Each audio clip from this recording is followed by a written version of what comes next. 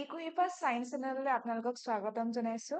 আজি আমি ডিসকাস কৰিম এটা চিনড্ৰমৰ বিষয়ে যাৰ নামটো হৈছে blue baby syndrome. Blue baby চিনড্ৰমৰ নামটো আপোনালোকে শুনিছে নিশ্চয়, আৰু সেই ব্লু বেবি চিনড্ৰমটোৰ অন্য এটা নাম হৈছে সাইনোসিস। এতিয়া এই ব্লু বেবি চিনড্ৰম যোনটো বৰ্তমান যুগত খুব মানে এটা ৰিচাৰ্চৰ টপিক হৈ আছে ব্লু বেবি চিনড্ৰমটো, আৰু সেইটো কিয় হৈছে বা তাৰ চিমটমছ বিলাক কেনেকুৱা সেই বিষয়ে আজি আমি এই সেশনটো ডিসকাস কৰিম। সো ব্লু বেবি চিনড্ৰমটো বেসিক্যালি কি হয়, আমাৰ যিমানখিনি বেবিজ থাকে সেই বেবি বিলাকৰ ক্ষেত্ৰত কি দেখা যায়, এটা ব্লুইশ কালাৰ দেখা যায়। ঠিক আছে, নৰ্মেল বেবি যোনবিলাক থাকে তাহাঁতৰ ব্লাড সাৰ্কুলেশন যদি ভাল হয় তেতিয়া তাত কি হয়, অলপ ৰেডিশ হয়, নহয় জানো? কিন্তু ব্লু বেবি চিনড্ৰমৰ ক্ষেত্ৰত কি হয়,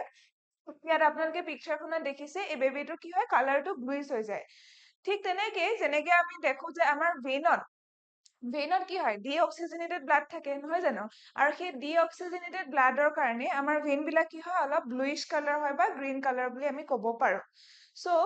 এই ডিজিজটোৰ বিষয়ে চাব আপোনালোকে। A disease in which baby's color become blue due to high level of deoxygenated blood in the body. এটা ডিঅক্সিজেনেটেড ব্লাড বিলাক কেনেকুৱা ধৰণৰ কালাৰটো হয়, অলপ ব্লুইশ কালাৰ হয়। যোনটো কি হয়, একচুৱেলি ৰেড কালাৰে থাকে, কিন্তু তাত লাইট ৰেজ যদি পৰে সেইটো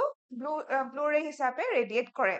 সো এই ডিঅক্সিজেনেটেড ব্লাডটো কেনেকে আমাৰ বডিত আহিলে বা অক্সিজেনেটেড কেনেকে হয় নৰ্মেল বেবি খিনিৰ ক্ষেত্ৰত, সেই বিষয়ে আমি অলপ চাওঁ আহক। এতিয়া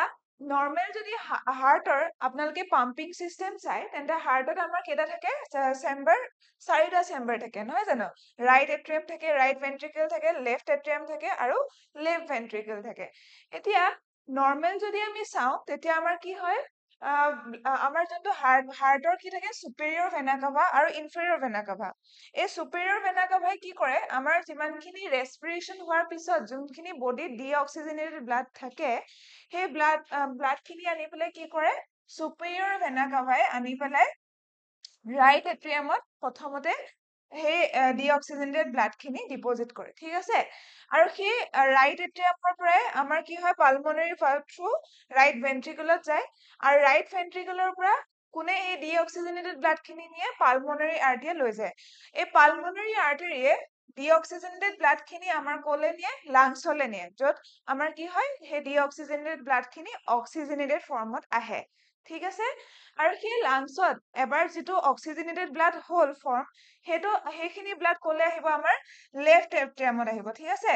লেফ্ট এট্ৰিয়ামৰ পৰা আকৌ ঠিক তেনেকে লেফ্ট ভেন্ট্ৰিকলত গ'ল, আৰু ঠিক তেনেকে এই অৰ্টা নামৰ যোনডাল আমাৰ থাকে কেপিলাৰী, সেই অৰ্টাৰে কি কৰে, আমাৰ গোটেই ব্লাডত কি কৰে, অক্সিজেনেটেড ব্লাড খিনি আমাৰ ডিফাৰেণ্ট বডি পাৰ্টত ডিষ্ট্ৰিবিউট কৰি দিয়ে।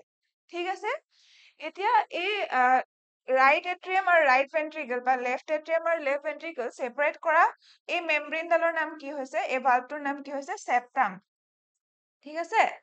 সেপ্টাম।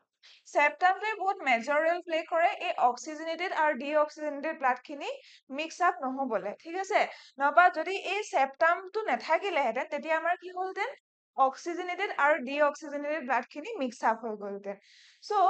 এই ব্লু বেবি চিনড্ৰমৰ ক্ষেত্ৰতো আপোনালোকে দেখা পাব যে এতিয়া আমি কজেছ খিনি পঢ়িম যে সেই সেপ্টামটোৱে এটা মেজৰ ৰোল প্লে কৰে।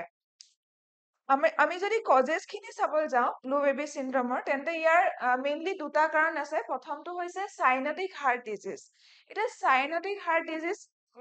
হয়নো কি আচলতে, সেইটো আমি চাওঁ আহক। সাইনাটিক হাৰ্ট ডিজিজ কি হয়, a congenital heart defect that results in low level of oxygen in blood.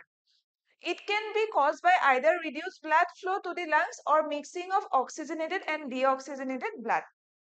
এতিয়া কনজিনেণ্টেল হাৰ্ট ডিজিজ মানে কি হয়, যোনটো জন্মৰে পৰা আছে, এটা বেবিৰ যদি জন্মৰ পৰা এটা ডিজিজ থাকে সেইটোক আমি কনজিনেণ্টেল বুলি কওঁ। এতিয়া যেতিয়া এটা বেবি ফিটেল ষ্টেজত থাকে, তাহাঁতৰ কি হয়, লাংছ ফুলি ডেভেলপ নহয়। ঠিক আছে, আৰু মাকৰ যোনডাল আম্বিলিকেল কৰ্ড, সেই আম্বিলিকেল কৰ্ডৰ পৰাই কি হয়,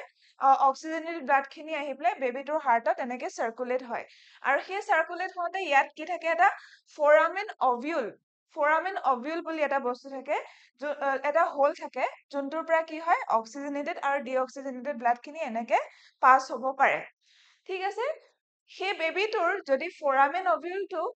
বাৰ্থ হোৱাৰ পিছত জন্ম হোৱাৰ পিছতো যদি সেই ফৰামেন অভিউলটো ক্ল'জ নহয় তেন্তে আমাৰ কি হয় ডিঅক্সিজেনেটেড আৰু অক্সিজেনেটেড ব্লাডখিনি মিক্স আপ হৈ যায় লাংছটোতো ডেভেলপ হ'ল বাৰ্থ হোৱাৰ পিছত কিন্তু জন্ম হোৱাৰ পিছত যদি ফৰামেন অভিউলটো ক্ল'জ হৈ নাযায় সাধাৰণতে কি হয় ফৰামেন অভিউলটো ক্ল'জ হৈ যায় জন্ম হোৱাৰ পিছত কিন্তু সেই ফৰামেন অভিউলটো ক্ল'জ নহ'লে এই অক্সিজেনেটেড আৰু ডিঅক্সিজেনেটেড ব্লাডখিনি কি হ'ব মিক্স আপ হৈ যাব ঠিক আছে আৰু সেই মিক্স আপৰ কাৰণে আমাৰ কি বেমাৰটো হয় ব্লু বেবি চিনড্ৰম নামৰ বেমাৰটো হয় চ' এটা কাৰণ আমি গম পালো যে সেইটো এটা চাইনেটিক হাৰ্ট ডিজিজ যোনটো আমাৰ জন্মগতভাৱেও বেবিখিনিয়ে মানে যিমানখিনি বেবি আছে তেওঁলোকে সেইটো পাব পাৰে ঠিক আছে তাৰপিছত অন্য এটা কাৰণ হৈছে মিড হেমোগ্লবিনিয়া ঠিক আছে এতিয়া মিড হেমোগ্লবিনিয়া মানে কি হয় এতিয়া বৰ্তমান দিনত কি হয় আমাৰ এয়াৰ হওক ৱাটাৰ হওক খুব বেছি পলিউটেড নহয় জানো তাত কি থাকে নাইট্ৰিক এচিডৰ কনচেন্ট্ৰেচন কেতিয়াবা আমাৰ এয়াৰ পলিউশ্যনতো বেছি পোৱা যায় বা ৱাটাৰটো বেছি পোৱা যায় ঠিক আছে আমি যিমানখিনি ৱাটাৰ কনজিউম কৰোঁ সেইখিনি মানে যদি ইম্পিয়ৰ ষ্টেটত থাকে তেতিয়া তাত কি পোৱা যায় আৰ্ছেনিক পোৱা যায় এটা মেটেল আৰু তাত কেতিয়াবা নাইট্ৰিক এচিডো পোৱা যায় বা নাইট্ৰাছ অক্সাইড পোৱা যায় এতিয়া সেই নাইট্ৰাছ অক্সাইড খিনি যদি আমাৰ ব্লাডত গৈ পেলাই এনেকুৱা ধৰণৰ এটা মিক্স আপ হয় তেন্তে আমাৰ কি হয়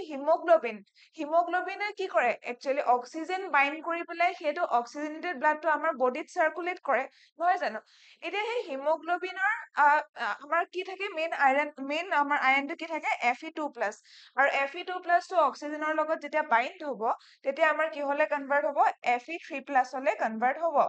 Fe3+ হলে কনভাৰ্ট হ'ব এতিয়া নৰ্মেল ক্ষেত্ৰতো আমাৰ এনেকেই যায় কিন্তু যেতিয়া আমি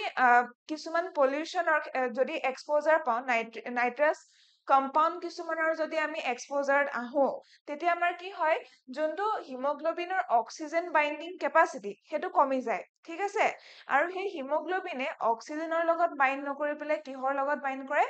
এই নাইট্ৰাছ অক্সাইড বিলাকৰ লগত বাইণ্ড কৰে আৰু সেইবিলাকৰ পৰাই ফৰ্ম হয় মিথ হেমোগ্লবিনে অৰ্থাৎ মিথেন গ্ৰুপটো আহি পেলাই সেই হিমোগ্লবিনৰ লগত এটেচ হৈ যায় যোনটোৱে কি হয় অক্সিজেন বাইণ্ডিং যোনটো চাইট থাকে হিমোগ্লবিনৰ সেইটো ক্ল'জ কৰি দিয়ে আৰু ক্ল'জ কৰাৰ লগে লগে হিমোগ্লবিনটো কি হৈ যায় ডিঅক্সিজেনেটেড হৈ যায় ঠিক আছে এতিয়া এই মিথ হেমোগ্লবিনিয়াটো কনজিনেণ্টেল বুলি ক'ব নোৱাৰি কাৰণ ই জন্মৰ পৰাই কি হয় কিছুমান বেবিৰ হয়তো নহয় পিছত এয়াৰ পলিউশ্যন বা ৱাটাৰ পলিউশ্যন এক্সপ'জাৰ পাই পেলাই হ'ব পাৰে আৰু অন্যহাতে আমি এইটো কেতিয়াবা জন্মগত বুলিও ক'ব পাৰো যেতিয়া আমাৰ কি হয় মাতৃগৰাকী যদি খুব বেছি ইম্পিয়ৰ ৱাটাৰ খায় বা নাইট্ৰাছ অক্সাইড থকা এনেকুৱা এয়াৰ পলিউটেড এৰিয়াত যদি থাকে তেওঁৰ পৰাই তেওঁৰ বেবিলেও সেইটো সেইখিনি চাল চলন হ'ব পাৰে ঠিক আছে লাগিলে সেয়া পানীৰ থ্ৰুৱে হওক বা বতাহৰ থ্ৰুৱে হওক তেওঁলে বেবিটোলে ট্ৰান্সফাৰ হ'ব পাৰে চ' সেইখিনি ক্ষেত্ৰত কি হয়